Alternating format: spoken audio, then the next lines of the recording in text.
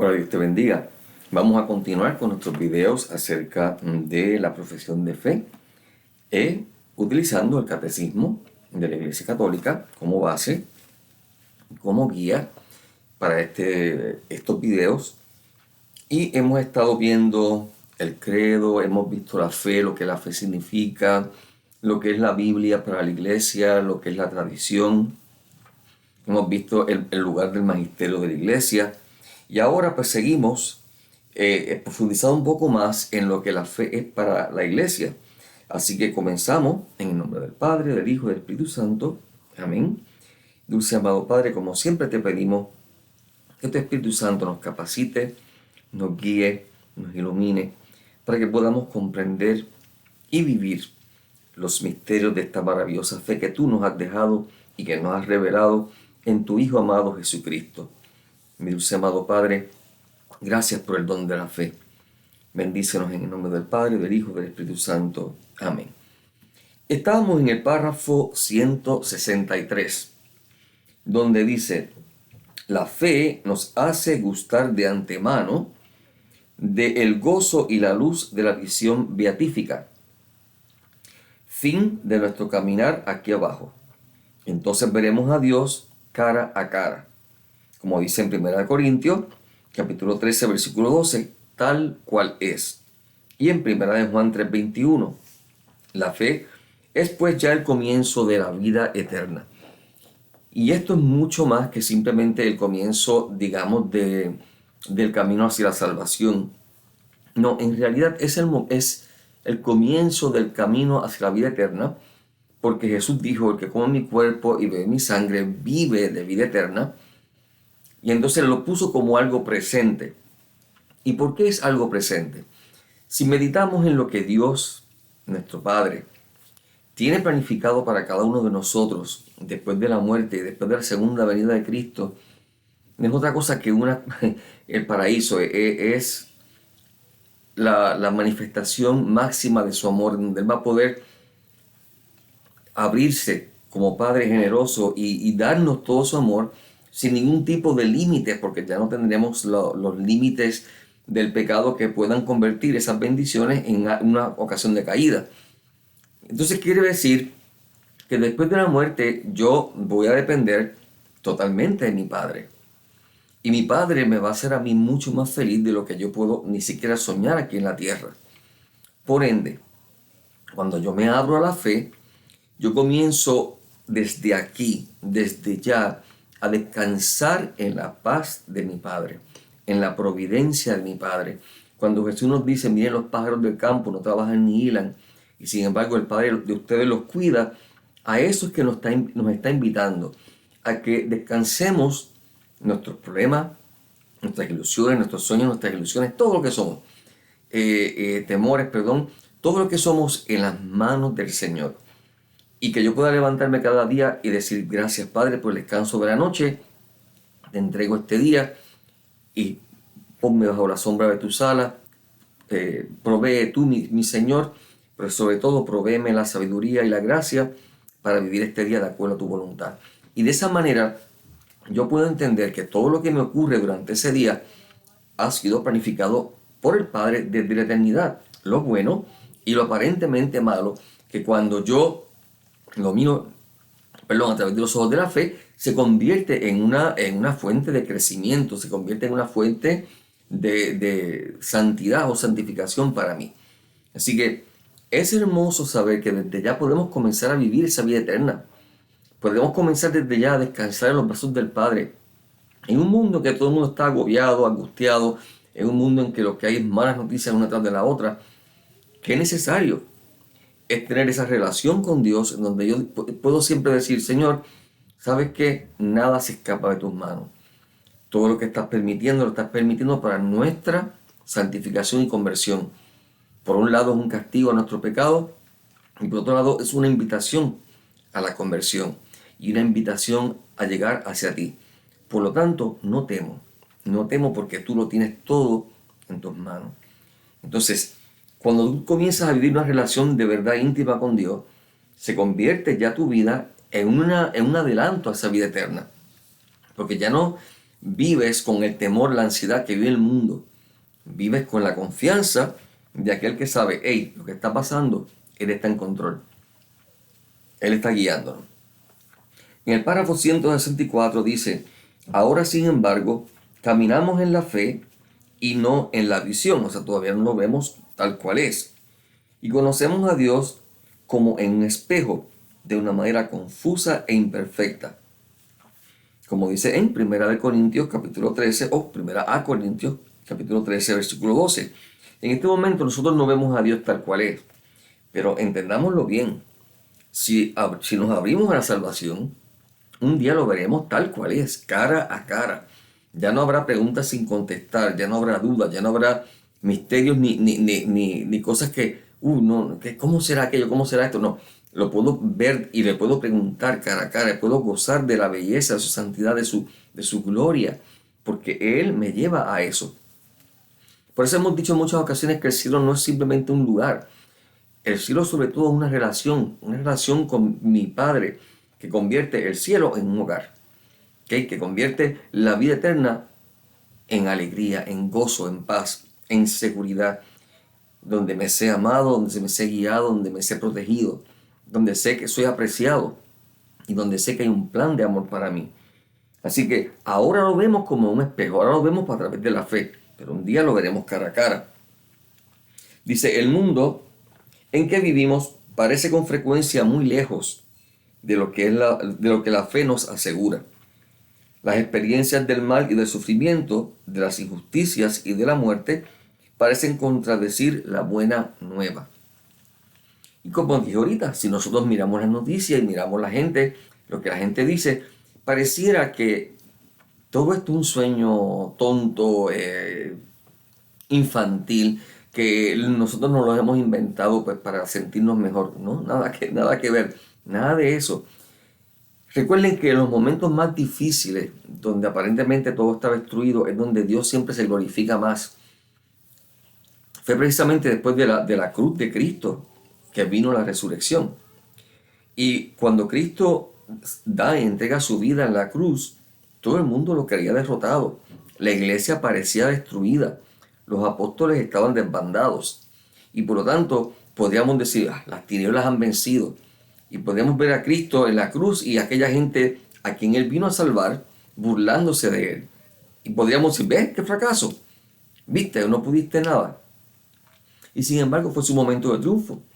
Luego en la resurrección todo esto va a cambiar.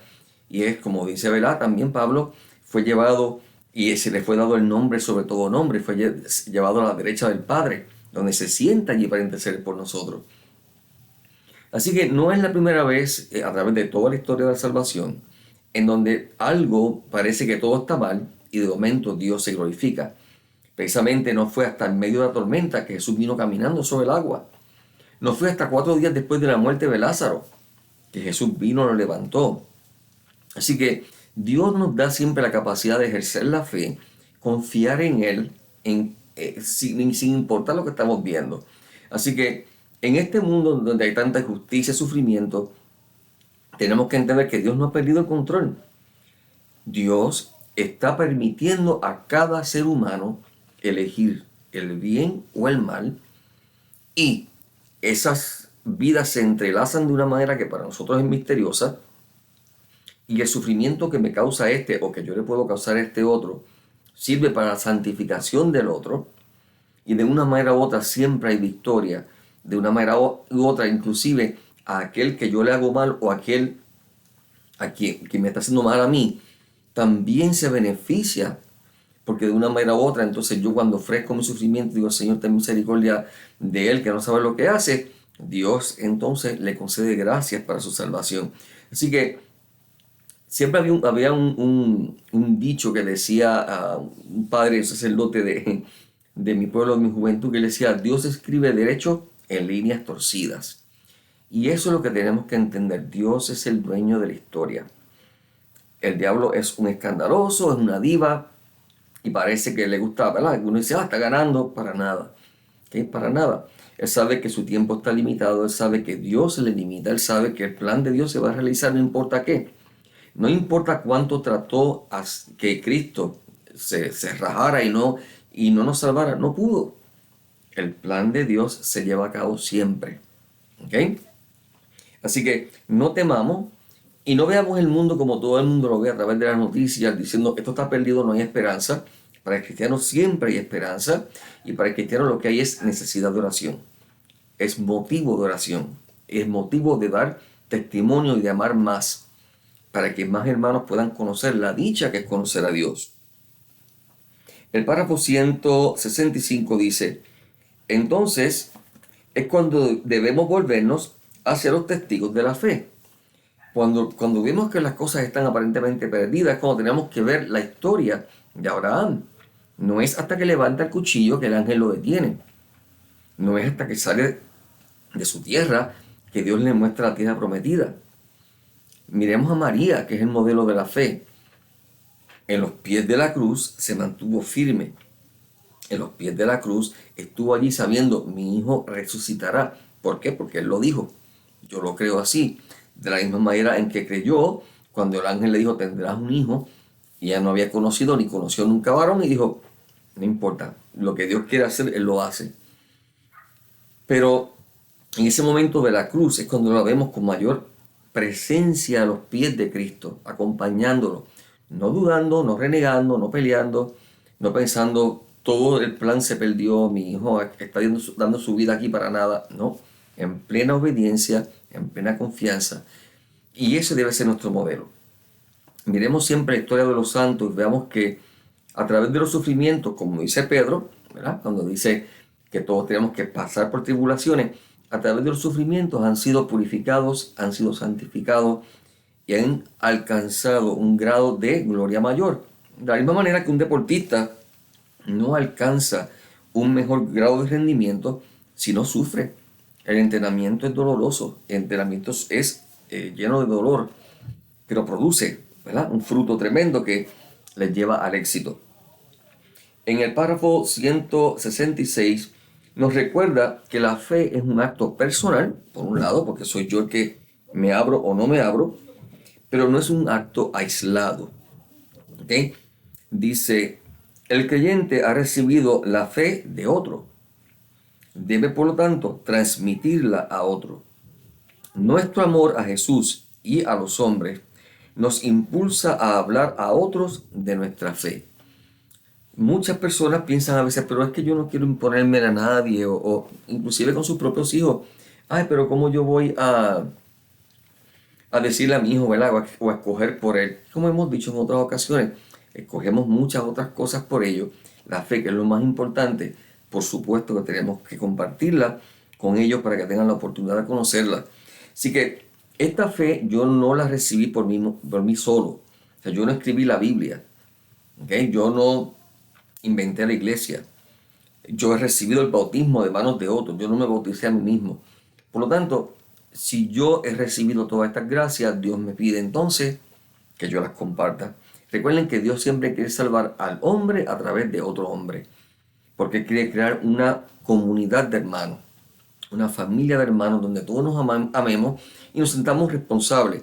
Así que no tengas temor, ¿okay? Y no te dejes paralizar por la mentira del diablo de que ustedes siempre se imponen a los demás. No nos estamos imponiendo, nos estamos defendiendo para que tengan otros, nuestros hijos, la oportunidad de vivir la fe. Porque si no nos defendemos, lo que va a pasar es que ellos se van a imponer, van a destruir como todos lo quieren destruir también nuestra fe, quieren destruir la sociedad, y cuando todo esté destruido, entonces ¿qué? ¿Venció el diablo? Eso no va a ocurrir. ¿Okay? Y si tú no hablas, y yo no hablo, Dios levantará a otro, pero él no se va a quedar callado. Dice, yo no puedo creer sin ser sostenido por la fe de los otros. Y por mi fe, yo contribuyo a sostener la fe de los otros. Cuando yo leo la Biblia y yo veo las historias de los patriarcas y la historia de todas las personas, eso me llena a mí de fe. De la misma manera, hay personas que te miran a ti y aunque tú no te des cuenta, tu fe los mueve a ellos. Tu vida los llena a ellos de fe. Tú y yo nunca sabremos hasta la segunda venida de Cristo. No será hasta ese momento que sabremos todo el fruto que nuestra vida ha podido dar en la conversión de otros seres humanos. Así que nosotros nos tiramos como quien tira la semilla, con toda humildad, con toda sencillez, confiando en el fruto del Señor, pero tenemos que tirar, tenemos que cultivar, tenemos que trabajar. No podemos simplemente quedarnos y decir, esta es mi fe, es mi personal, yo la vivo en mi casa y ya. ¿Ok? Eso no es lo que Dios quiere, no es la voluntad de Dios. Y el Nuevo Catecismo nos lo está diciendo, ¿verdad? Yo no puedo creer sin compartir. Y yo no puedo creer si no soy sostenido por la fe de otros. El párrafo 167 lo vamos a brincar. Luego vamos al 168 donde dice: por medio de la iglesia recibimos la fe y la vida nueva en Cristo por el bautismo. Esto lo podemos ver, por ejemplo, en el antiguo ritual romano. Dice, el ministro del bautismo pregunta al catecúmeno, ¿qué pides a la iglesia de Dios? Y la respuesta es la fe. ¿Y qué te da la fe? La vida eterna. Entonces, tenemos que entender que la iglesia es necesaria, ¿okay? Porque la iglesia es nuestra madre. Y la iglesia es aquel medio que Dios utiliza ordinariamente para repartir su gracia. Es por eso que, como hemos dicho en otras ocasiones, parecerá mucho más cómodo sentarme en mi casa, leer la palabra y ya, soy un buen cristiano, pero para nada es el plan de Dios, no es la voluntad de Dios. Dios quiere la iglesia, y Dios quiere la iglesia con los buenos, tómenme una pastita para la garganta. Es por medio de la iglesia donde yo ejerzo la caridad, otros ejercen la caridad, crecemos mutuamente, nos hacemos crecer mutuamente a base de la paciencia, pero también a base del buen ejemplo y testimonio, a través de aquellos ministros que Dios les ha dado la autoridad para distribuir los sacramentos. Es la iglesia la que nos ayuda a interpretar correctamente la palabra de Dios a la luz de la tradición y el magisterio de la iglesia. Así que la iglesia no es, como hemos dicho en otras ocasiones, no es una persona, no es otra, es todo el conjunto de los hermanos, desde los que están por ejemplo, en el ministerio jerárquico, por ejemplo, papas, obispos, sacerdotes, diáconos, etcétera, etcétera, a los laicos. Nosotros, ambos sacerdocios trabajan juntos y unidos, el ministerial y el común. Y toda esta iglesia es hermosa y es increíble, es un milagro que exista, a pesar de tanta debilidad en nosotros, en mí, en ti. Pero la iglesia, cuando tú tienes un grupo de hermanos con quien tú puedes decir, mira, me siento enfermo, ven y ora por mí. Como le pasaba a mi hermana, cuando mi hermana estaba en silla de ruedas, estuvo por un silla de ruedas por un tiempo y no podía trabajar. Y ella salía del balcón de la casa y de momento miraba y encontraba allí compra. Hermanos de la iglesia le habían traído alimento. Ahí es que tú dices, qué lindo es tener un grupo de hermanos, qué lindo es tener una iglesia. Porque solamente no nos fijemos en lo malo, no nos fijemos solamente en aquel pues, que no me devuelve la sonrisa o que habla un poquito de más. Yo tampoco soy un billete de 20 pesos para caerle bien a todo el mundo. Veamos también las cosas hermosas cuando compartimos en comunidad. Fíjense cómo en la iglesia, cuando estamos en la misa y se da en la paz y nos miramos y nos sonreímos unos con los otros, como es un momento de alegría, es un momento de qué bueno que estás aquí, qué bueno que no estoy solo. Porque ese es el misterio de la iglesia. Un grupo de hermanos, una comunidad de hermanos que se ayudan mutuamente, que oran los unos por los otros. Los que están vivos por los que están muertos, los que están muertos oran por nosotros también. Y es una pena porque algunos hermanos no creen en eso. Pero lo puedes ver en Apocalipsis 5:8, en Apocalipsis 8:5, lo puedes ver en muchos lugares, lo puedes ver a Pablo, puedes ver a Pablo inclusive orando por una persona que ya murió, pidiendo al Señor que tenga misericordia de él. Si lees las cartas de Pablo y lo lees con calma, lo vas a poder ver.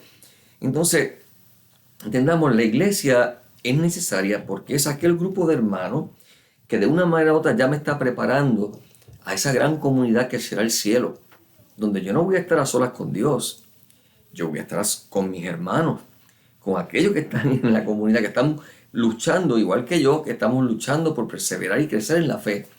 ¿Okay? Y permita a Dios con mi familia, con todos los miembros de mi familia. Entonces, el cielo es esa comunidad de amor porque Dios es familia. Y Él nos invita a esa comunidad de amor.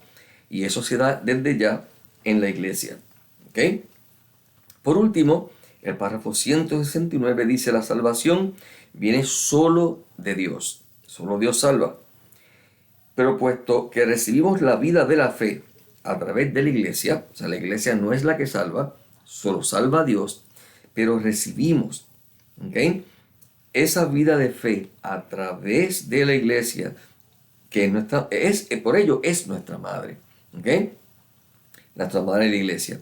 Creemos en la iglesia como la madre de nuestro nuevo nacimiento en el bautismo, y no en la iglesia como si ella fuese el autor de nuestra salvación.